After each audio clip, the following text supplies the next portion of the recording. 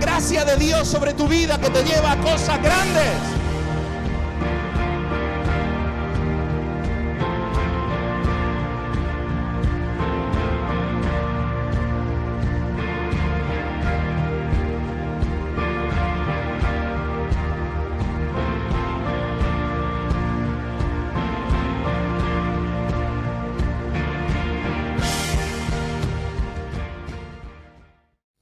Aleluya, dile al Señor el anhelo, el deseo que hay en tu corazón. Dile: Señor, yo te necesito. Ven, toca mi vida en esta tarde. Quiero salir de este lugar renovado. Quiero salir de este lugar lleno de tu presencia, oh Señor. Tus ojos revelan que yo nada puedo esconder, que no soy nada sin ti, oh fiel Señor. Todo lo sabes de mí, cuando miras el corazón, todo lo puedes ver muy dentro de mí. Lleva mi vida a una sola verdad, que cuando me miras nada puedo ocultar, y sé que es tu fidelidad que lleva mi vida más allá de lo que pueda imaginar. Sé que no puedo negar que tu mirada puesta en mí me llena de tu paz. Oh, sé que es tu fidelidad que lleva mi vida más allá de lo que puedo imaginar. Sé que no puedo negar que tu mirada puesta en mí me llena de tu paz,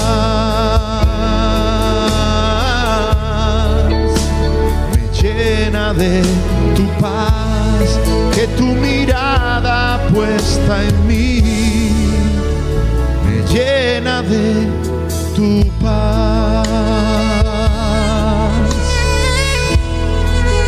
Espíritu Santo, fluye en mí, fluye en mi corazón. Quiero adorarte. En mi corazón hay una canción que demuestra mi pasión para mi Rey y mi Señor,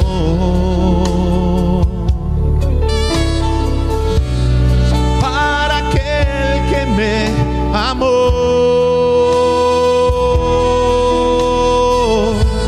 En mi corazón hay una canción.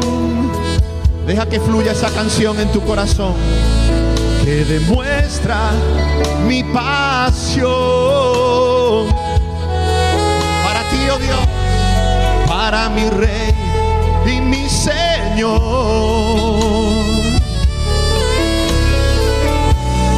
para aquel que me amó. Levanta tus manos y dile en adoración: hermoso eres, mi Señor, hermoso eres tú, amado mío, amado mío. Tú eres la fuerza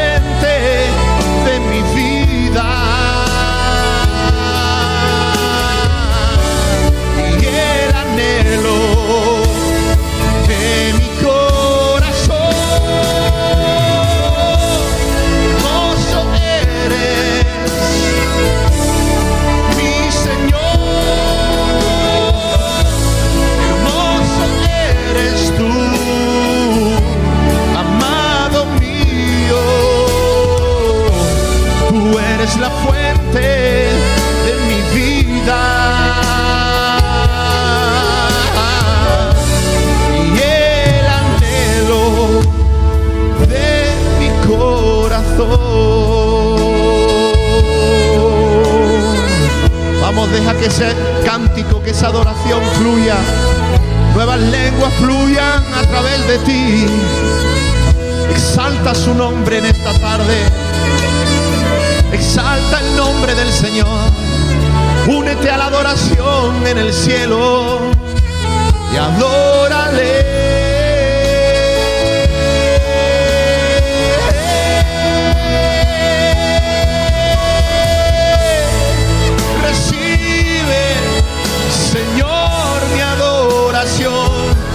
Recíbela, príncipe de paz. Exáltate, oh Dios, exáltate, oh gran Cordero.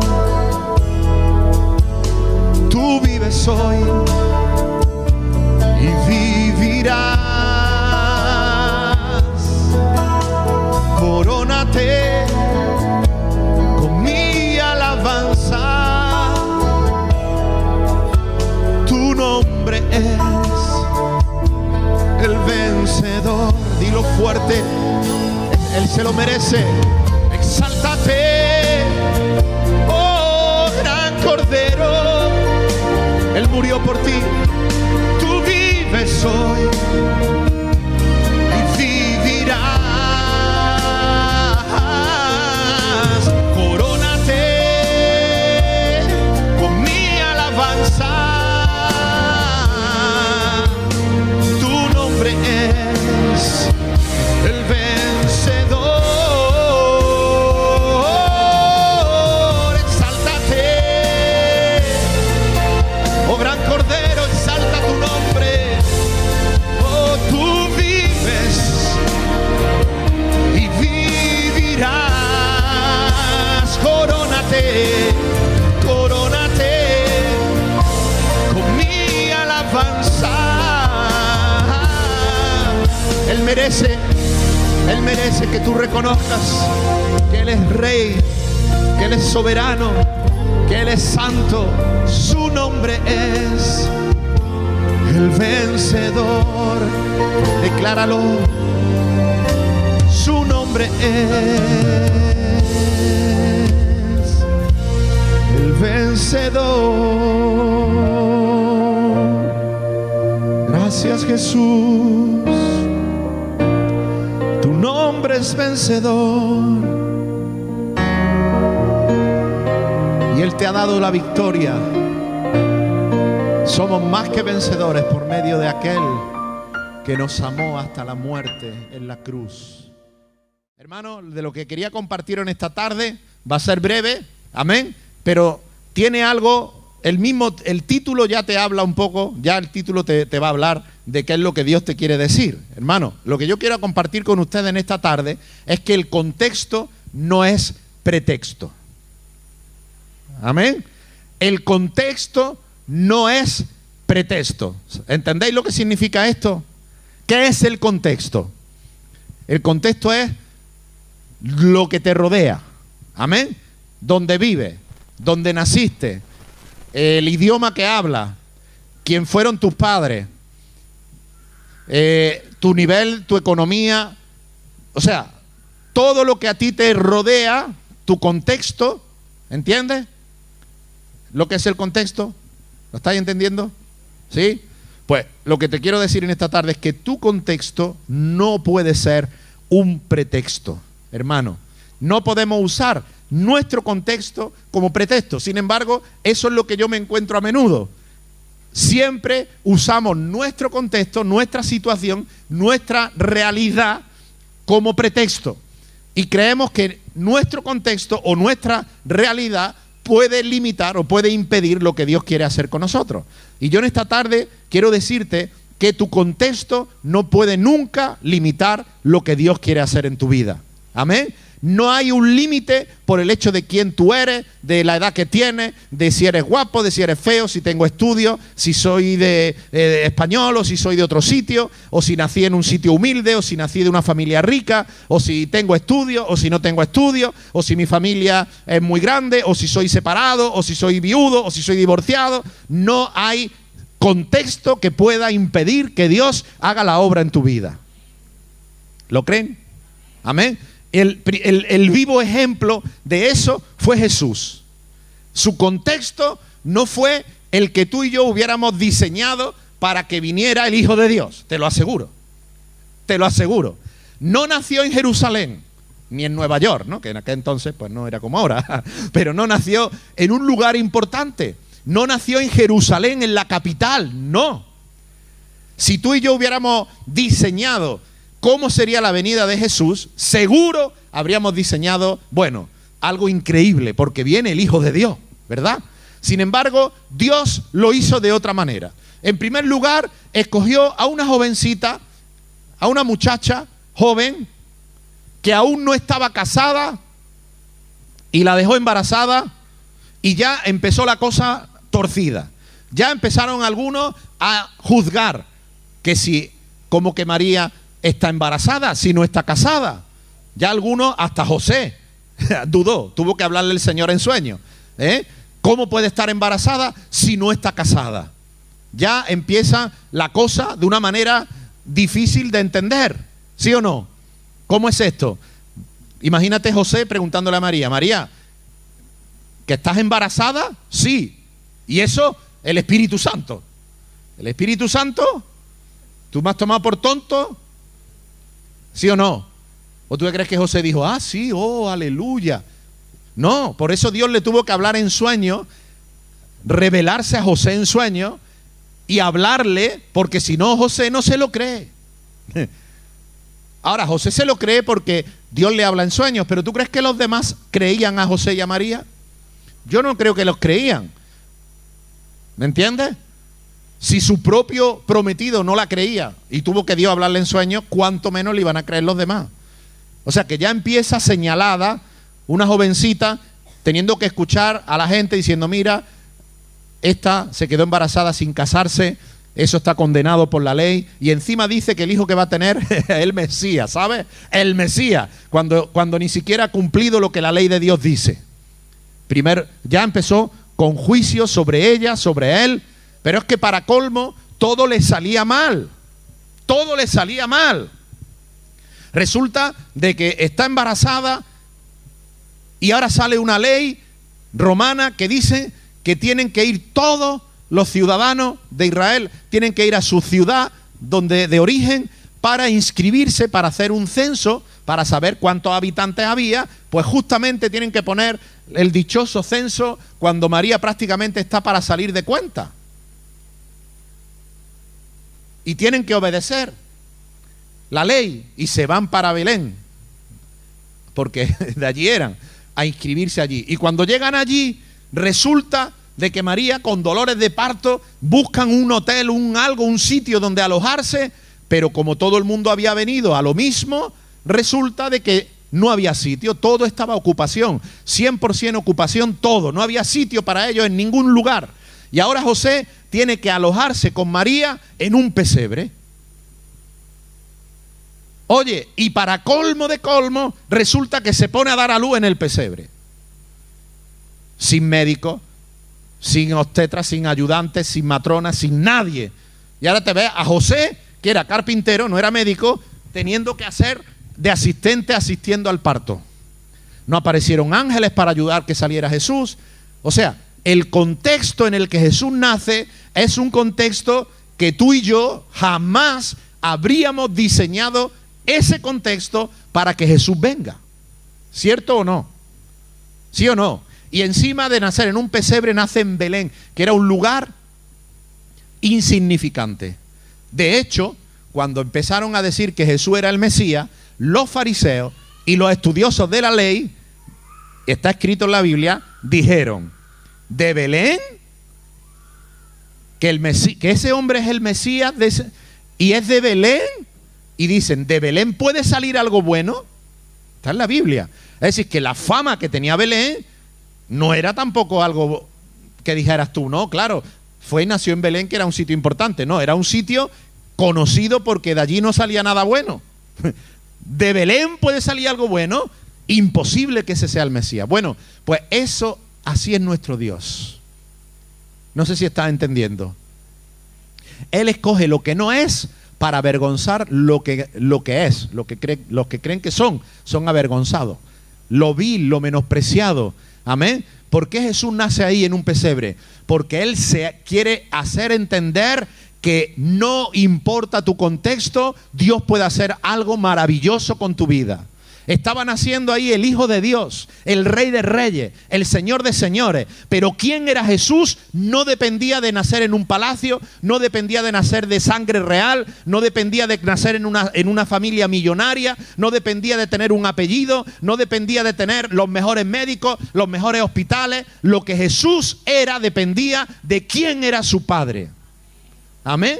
Por tanto, hermano, en esta tarde lo que quiero que entienda es que tu condición o tu contexto no puede ser un pretexto para que Dios haga la obra en tu vida.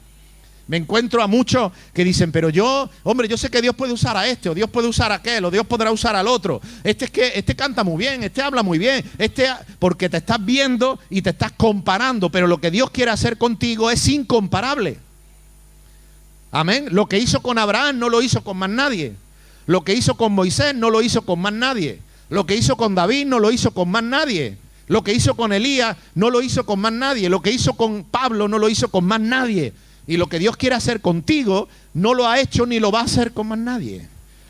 Cuando te comparas con lo que otro hace, tú dices, ay, yo no puedo hacer eso. Pero es que Dios no quiere que hagas eso. Ahora, la cuestión es, ¿quién eres tú? Amén. ¿Quién eres tú? ¿Quién era ese niño que estaba naciendo en Belén?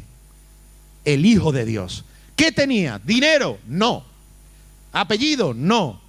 ¿Un buen hospital? ¿Un trono? No.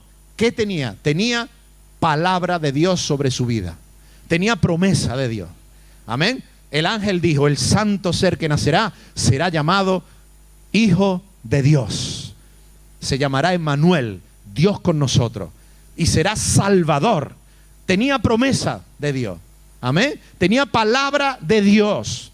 Y hermano, en esta tarde yo quiero que tú sepas que tú tienes palabra de Dios sobre tu vida. Está escrito en la Biblia. Y esa palabra de Dios es tuya y es para ti. Y solamente tienes que creerla. Amén. Tienes que tomar la palabra de Dios y decir amén. Yo la creo. Dios lo va a hacer conmigo. Y si Dios dice que el que empezó la buena obra la perfeccionará hasta el día de Jesucristo, lo va a hacer en tu vida si tú te dejas. Jesús se dejó. Amén. María y José se dejaron. Se dejaron. No opusieron resistencia. El ángel le había dicho una cosa increíble que nadie podía pensar que fuera así. Todo se dio al revés. Ahora ya nace el niño. Y después de que nace el niño, resulta que a Herodes se le ocurre ordenar una matanza de niños. Vaya, qué mala suerte. Y entonces José y María, ¿ahora qué hacemos? De verdad, todos son problemas. ¿Será que estamos alucinando? ¿Será que creemos que Dios nos quiere usar o que Dios está con nosotros, pero más bien parece que Dios está contra nosotros? ¿Qué hacemos? Bueno, vámonos a Egipto. Y ahora se van a Egipto. Allí se fugan de Israel y se van a Egipto, allí con el niño para esconderlo y para que no lo maten. José carpintero tampoco era millonario. ¿Me explico? Es decir, el contexto en el que Jesús nació, en el que Jesús vino, no solamente ya su contexto personal.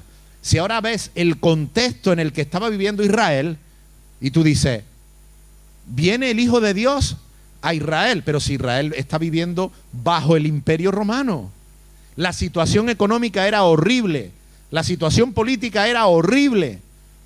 ¿Me explico? Herodes había ordenado una matanza de niños. ¿Te puedes imaginar qué tipo de gobierno, qué tipo de opresión es a la que estaban subyugados en Israel? No vivían libres. ¿Me explico? O sea, todo el contexto era un desastre, pero nunca el contexto fue un pretexto ni un impedimento para que Dios hiciera su obra poderosa. Amén. Amén. Lo que tenemos que entender es que todo tiene su tiempo. Dios tenía su tiempo. De hecho, dice la palabra de Dios que cuando vino el cumplimiento del tiempo, lo dice en Gálatas 4:5, cuando vino el cumplimiento del tiempo, Dios envió a su Hijo. ¿Cuándo lo envió? Cuando vino el cumplimiento del tiempo. Amén. A veces podemos vivir situaciones, pero Dios tiene sus tiempos para los que creen. Hermano, si tú no crees, entonces se te acabó el tiempo. El tiempo viene para los que esperan en el Señor, para los que le creen al Señor, para los que no dejan que su contexto o su situación les robe la fe. Amén. Si tú te mantienes firme, si tú te mantienes creyendo en la promesa y en la palabra de Dios y te mantienes fiel en el Señor, te aseguro que llegará tu tiempo. Amén.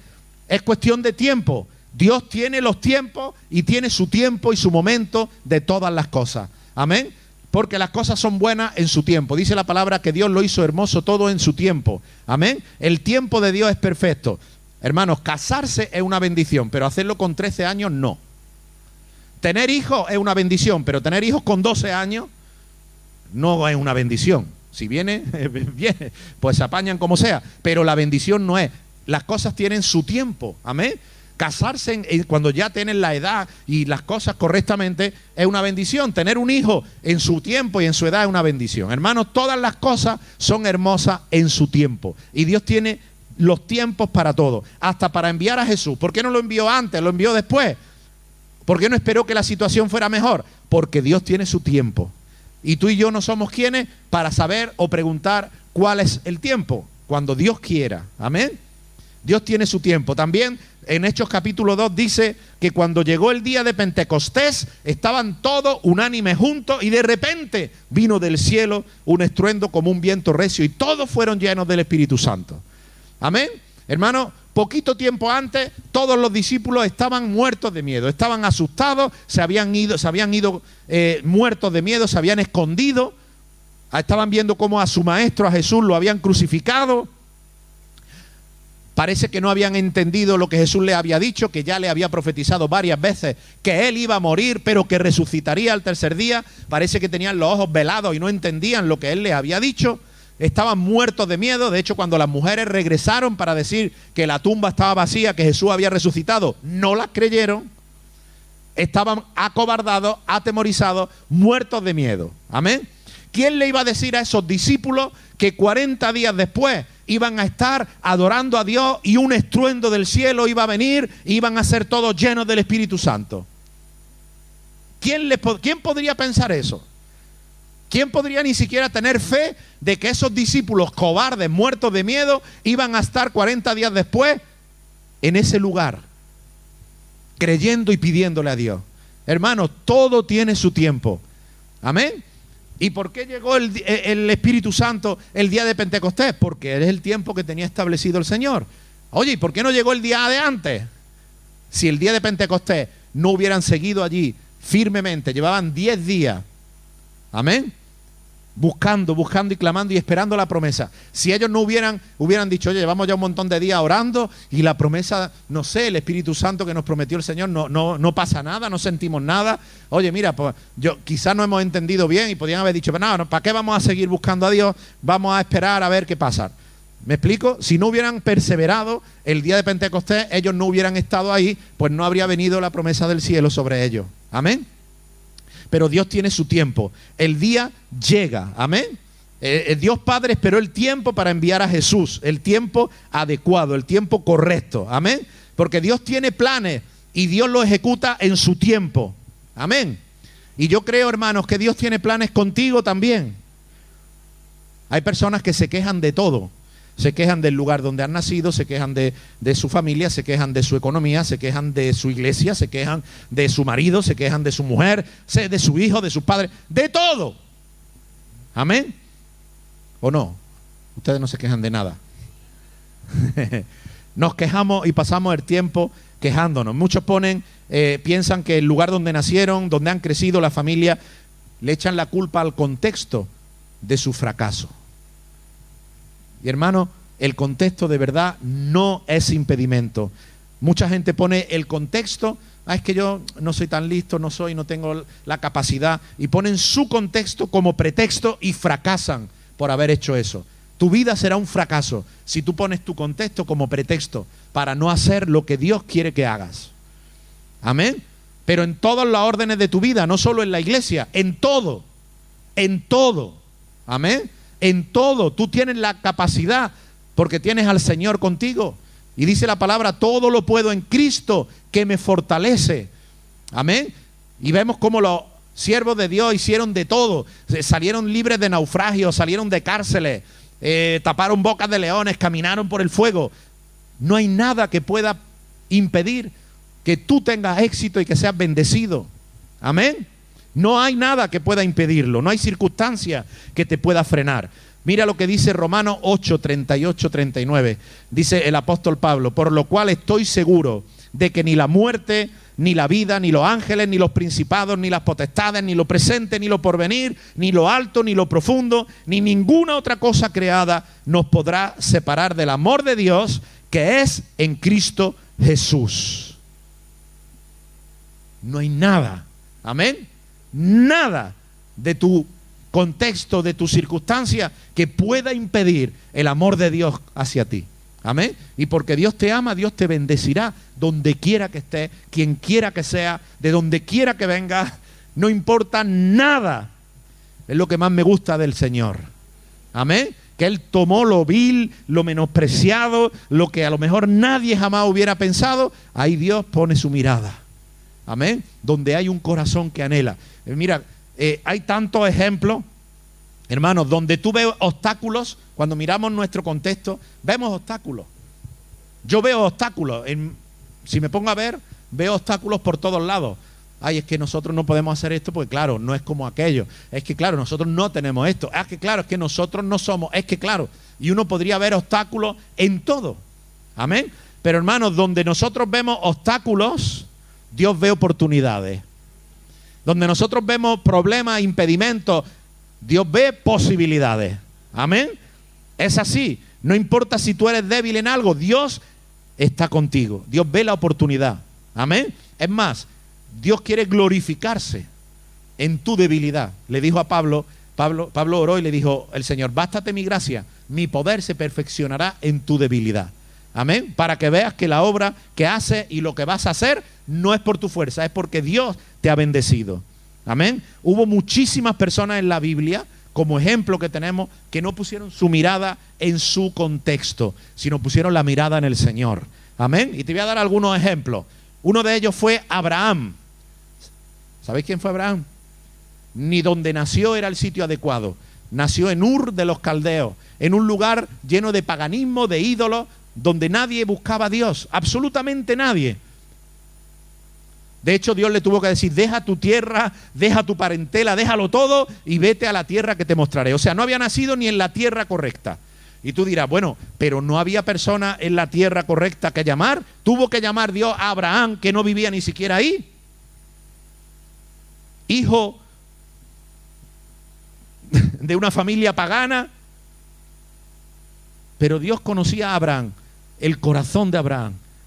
Sería interesante saber cómo era Abraham, qué pensaba Abraham, para que Dios llamase a Abraham. Amén.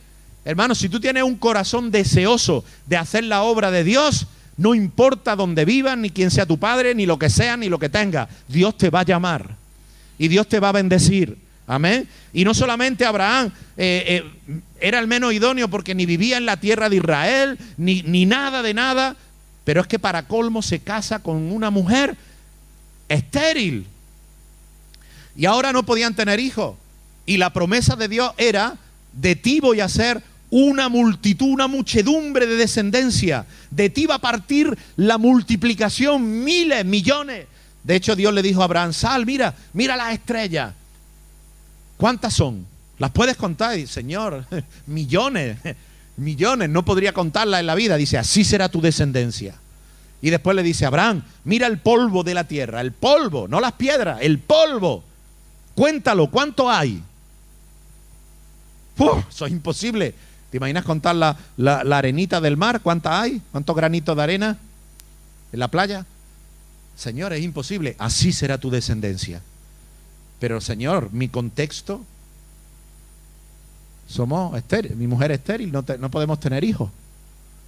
¿Me explico? No era idóneo. Sin embargo, Dios hace la obra. No importa el contexto. En el caso de Abraham, tú vas a ver algo. Abraham se equivocó. Abraham, viendo que pasaban los años, y pasaban 20 años y 25 años, y que el niño no venía, y que ya tenía su mujer casi 100 años, y que estaban viejísimos, estériles, y además ya viejos también.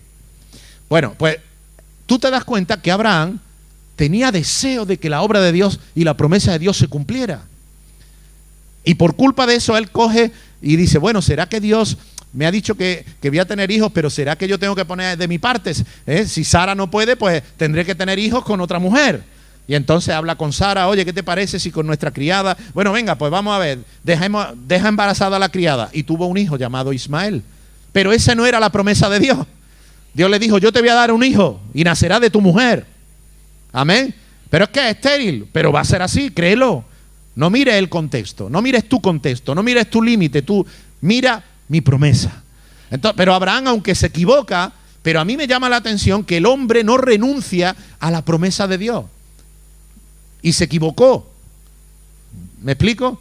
Después vino el hijo de la promesa, Isaac, y más bien Ismael se convirtió en un problema. Había una enemistad permanentemente entre Ismael e Isaac.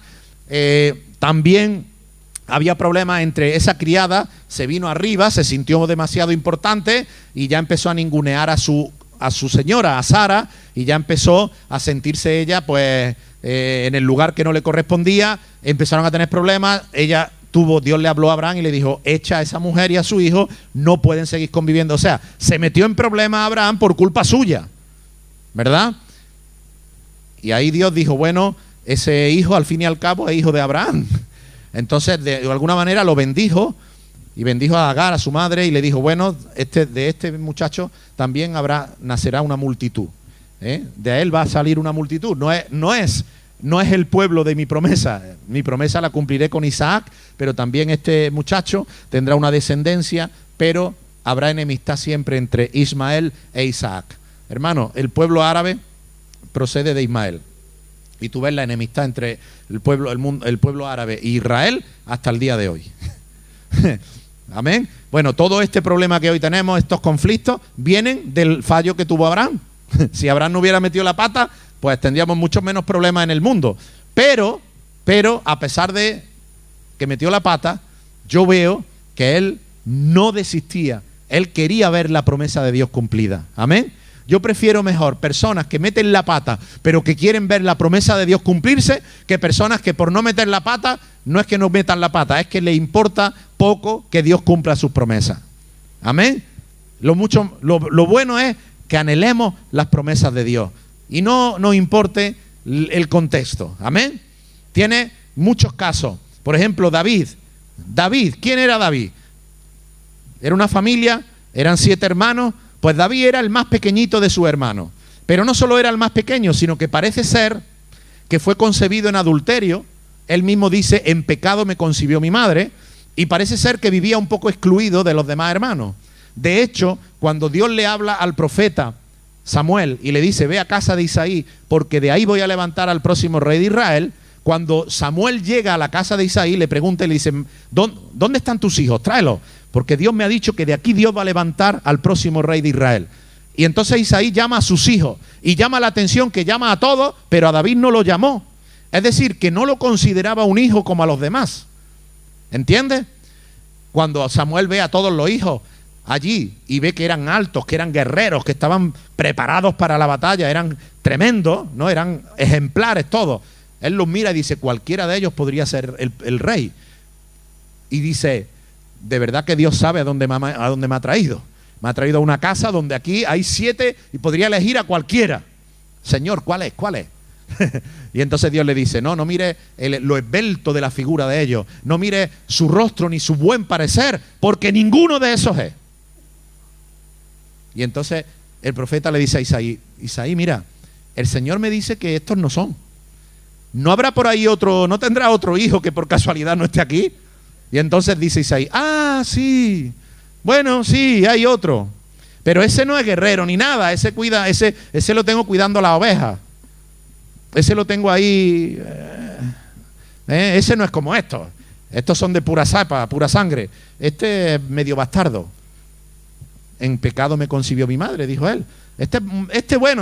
Bueno, lo traeré. Bueno, si me lo está diciendo el profeta, lo traeremos. Claro, lo que nadie sabía es que David amaba a Dios y que David se pasaba el tiempo cuidando las ovejas,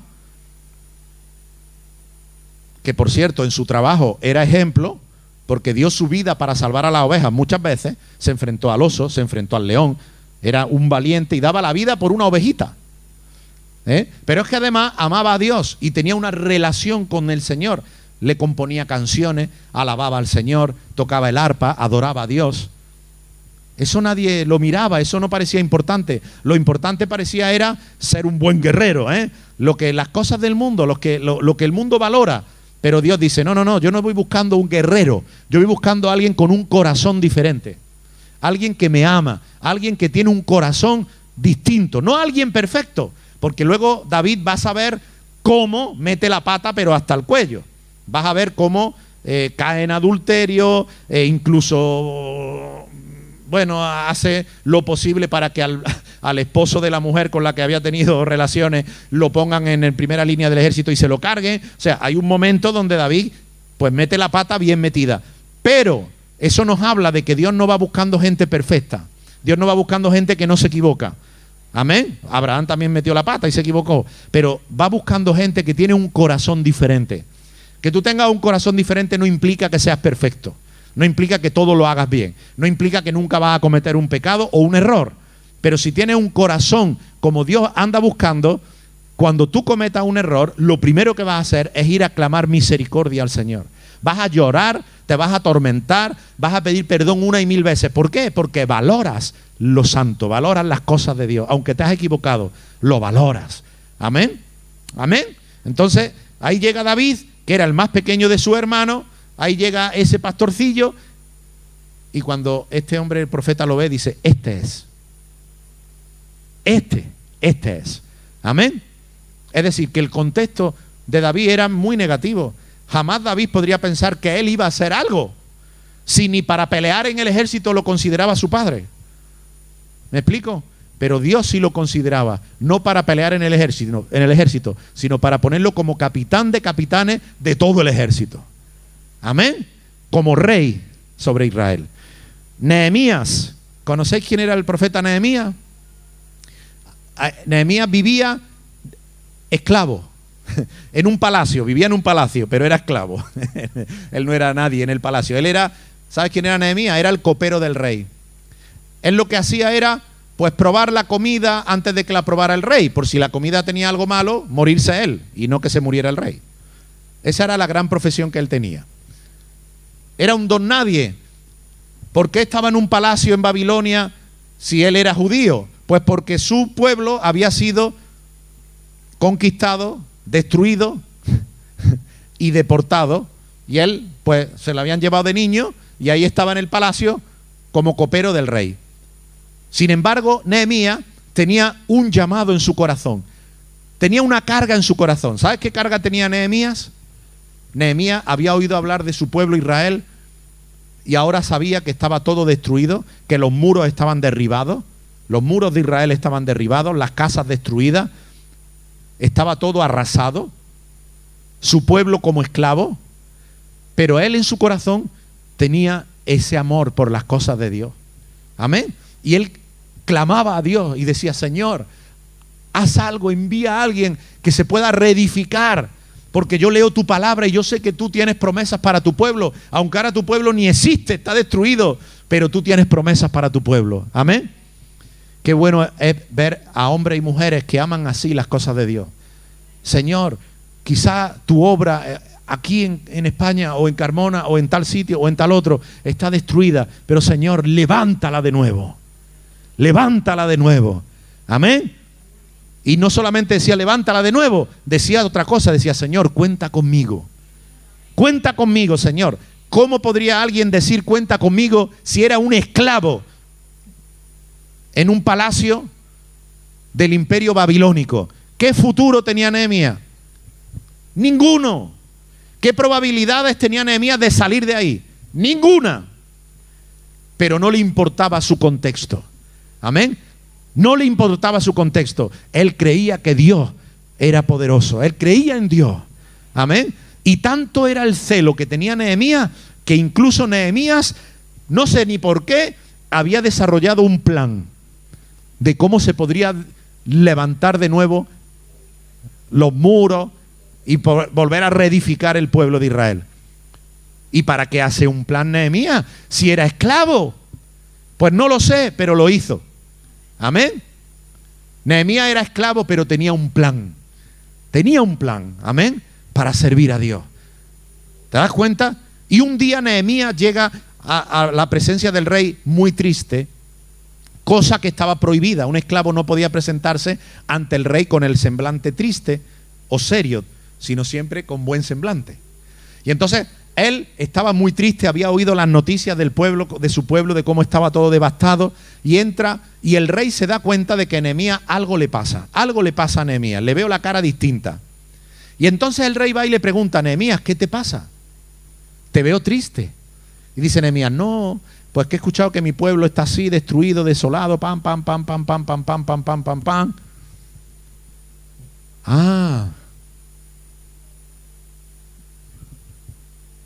Nehemías, ¿y qué se necesita para ayudar a tu pueblo? Y entonces Nehemías saca la lista, saca el plan. Pues mira, necesitaría esto, necesitaría esta madera, necesitaría lo otro, necesitaría los salvoconductos para poder entrar a este lugar, a este otro. Tenía el plan todo detallado. ¿Y sabes lo que le dijo el rey? Adelante, venga, vete. ¿Te das cuenta? ¿A quién le llegan las oportunidades? A los que tienen fe y tienen un plan. Pero yo estoy esclavo, pero mi contexto no me lo permite. Pero yo, ¿cómo voy a hacer esto para Dios? Prepárate, créelo, y cuando llegue el momento, el tiempo de Dios, se te abrirá la oportunidad. Amén. Pero si yo me pongo a mirar mi contexto y yo no hago nada, Dios sencillamente no te va a abrir nunca una oportunidad, porque dejaste que tu contexto pudiera más que tu fe. Amén. Y podríamos hablar de Daniel, que aunque fue tirado al foso de los leones, pues pudo caminar y dormir entre ellos confiado en Dios, tranquilamente. Podríamos hablar de Job, que aunque lo perdió todo, Dios lo hizo prosperar el doble. Podríamos hablar de Jonás, que aunque quiso huir de la presencia de Dios, nació para predicar el arrepentimiento y lo hizo. Podríamos hablar del apóstol Pedro, que aunque negó a Jesús 3 veces y le cortó la oreja a un soldado, nació para llevar las llaves del reino. Podemos hablar de Pablo, que aunque persiguió a los cristianos para matarlos, nació para llevar el evangelio a toda Asia. Amén. El contexto de ellos no fue nada para limitar lo que Dios quería hacer con ellos. Amén. Hermano, por último, no juzguemos nuestro contexto, ni el contexto de nadie. Amén. De Belén puede salir algo bueno, juzgaron el contexto de Jesús. Aquí vemos en Juan 9, 1 al 12, dice que al pasar Jesús vio a un hombre ciego de nacimiento. Y los discípulos, ¿saben lo que le preguntaron? Maestro, vamos a sanarlo. Tú puedes. Amén. Qué buenos discípulos tenía Jesús. ¿Ves? No como yo. Jesús tenía buenos discípulos. Con fe. Hermano, hay que leer la Biblia, ¿eh? Jesús vio a un ciego de nacimiento y le preguntaron sus discípulos, Maestro, ¿quién ha pecado, él o su padre? Juzgaban el contexto del muchacho. ¿Quién ha pecado, él o el padre? Qué rápido es la gente para juzgar. Qué rápido es la gente para ver una situación desde afuera y decir, eso pasaría esto, seguro pasó aquello, y ya lo están juzgando. ¿Te han juzgado a ti alguna vez? A mí así muchas. Me da igual. Quien me juzga es Dios. Te da igual lo que te digan, lo que no te da igual es cómo estás delante de Dios. Eso no te puede dar igual. Que tú estés transparente delante de Dios. Y si cometiste un fallo, que lo hayas arreglado delante de Dios. Y si ese fallo repercutió en alguien, trata de arreglarlo con alguien también. Amén. Está en paz tú con Dios. Amén. Ya si te juzgan, es problema de ellos. Pero ese es el gran problema que tenemos, que juzgamos las apariencias.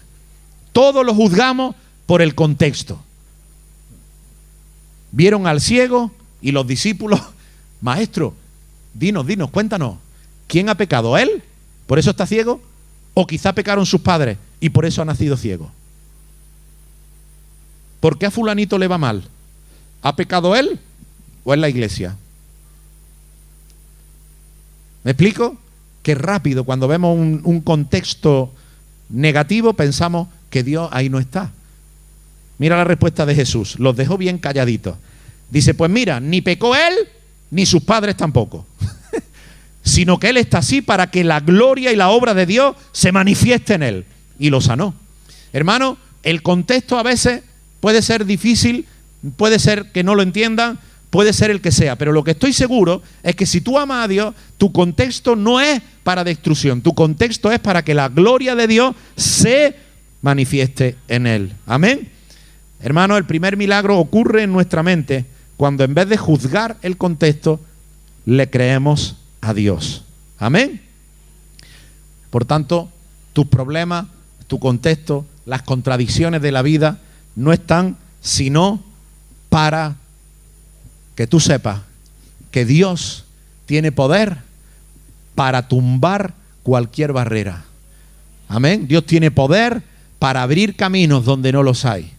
Dios tiene poder para que llueva bendición del cielo donde hay sequía. Dios tiene poder para levantarte y hacer contigo maravilla. Y si tu circunstancia es dura y difícil, con más razón yo me inclinaría a pensar que Dios tiene algo para ti. Porque nunca Dios llamó a quien más fácil lo tenía. Nunca Dios escogió a quien parecía el adecuado. Siempre Dios actuó con aquellos que menos pensaban que Dios podría hacer algo. Amén. ¿Por qué? Para que la gloria, la exaltación y el reconocimiento no sean para el hombre, sino para Dios. Para que nadie pueda decir, claro, esta gente hizo todo esto porque, claro, estos son gente de dinero. No, no. Que se pueda decir, más bien, no sé cómo esta gente hacen esto cuando son todos pobres. Amén. A mí, por ejemplo, me encanta mi pastor en la iglesia de Panamá. Es que me encanta. Porque, hermano, es una iglesia que nació en un lugar pobre. Gente humilde, gente pobre, gente necesitada, gente que no tenía ni para pagarle al pastor, nada. Ni nada. Pobre, humilde, pobre. Pero ahí había alguien que le creía a Dios. Amén. Y cuando hoy vemos Hosana, la iglesia más grande de Latinoamérica, el edificio es impresionante, canal de televisión a nivel mundial, canal de radio a nivel mundial, universidad propia, obra misionera por todo el mundo.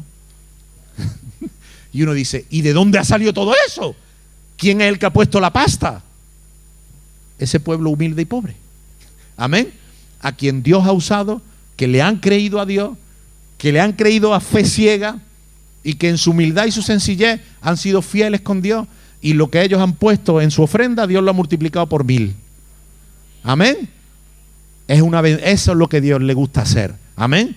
Eso es lo que Dios le encanta hacer, para que el hombre sea confundido y el hombre diga, ¿eso cómo va a ser? Pues es. Amén. Así que, hermano, deja de ver el ambiente que te rodea, deja de ver tus circunstancias, y yo te animo a que tú empieces a ver que tienes un Dios muy grande.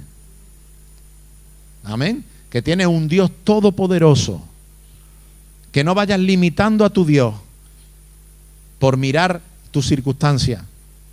Que es muy fácil que eso te ocurra. Que limitemos a Dios. Que no podamos entender que hay un ciego porque Dios quiere que haya un testimonio de sanidad. Amén. Es muy fácil ver el ciego y decir, ¿quién me habrá pecado? ¿Me explico? Pero qué bueno es ver al ciego y decir, mira, ahí está este ciego porque Dios quiere demostrar su poder sanándolo. Amén. Qué manera tan distinta de ver las cosas. Tengo necesidad porque Dios quiere manifestar su bendición sobre mi vida. Porque Dios quiere ver cómo de lo poco Dios me prospera. Amén. No veas los obstáculos, no veas el ambiente, no veas el contexto como Dios quiere que lo veas. Comienza, como el diablo quiere que lo veas, comienza a ver todo ese contexto y empieza a pedirle a Dios, dile, Señor, ¿qué quieres hacer en este contexto? Señor, perdóname, porque he hablado tantas veces limitando todo tu obra y limitándome a mí mismo por el contexto que me rodea. Señor, quiero quitarme este tapón mental y quiero empezar a ver que tú eres Dios por encima de mi contexto.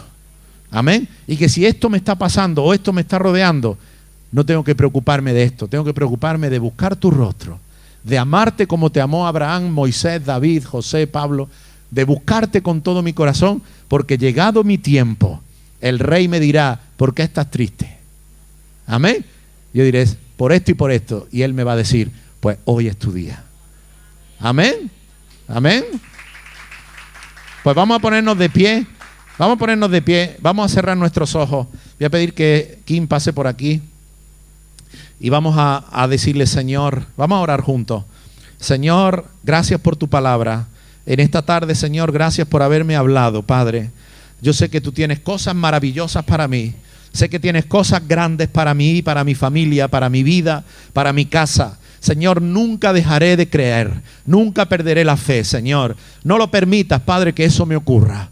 Que yo pueda seguir mirando que tú eres el Dios todopoderoso, que tú eres el Dios de lo imposible, que tú eres el Dios que rebate todo obstáculo y todo contexto negativo, que tú eres el Dios que viene a traer vista al ciego, que tú eres el Dios que viene a dar, Señor, oído al sordo, que tú eres el Dios que viene a traer luz donde hay tiniebla, que tú eres el Dios que viene a abrir caminos donde no lo hay, que vienes a traer agua donde hay sequedad, que tú eres el Dios que viene a levantar todo lo que está caído, que tú eres el Dios que puede reconstruir aquello que está destruido, que tú eres el Dios que puedes levantar aquello que ya dieron por muerto, que tú eres el Dios, Señor, que puede resucitar aquello que ya fue sepultado y aún huele mal, que tú eres el Dios de todo poder, de toda autoridad y de todo dominio, Señor. Y yo sé que llegado mi tiempo, tú vas a hacer cosas grandes en mi vida, en mi casa, en mis hijos, en mi familia. Señor, quítame el espíritu de juicio, el espíritu de crítica, para que yo no vea el contexto o la realidad como algo que me impide, sino que yo vea todo el contexto como oportunidad para saber que tú tienes milagros donde hay dificultades. En el nombre de Jesús, Padre, bendice cada familia de esta iglesia y haznos, Señor, hombres y mujeres de fe para creerte. En el nombre de Jesús. Amén. Amén y amén. Gloria a Dios, hermanos.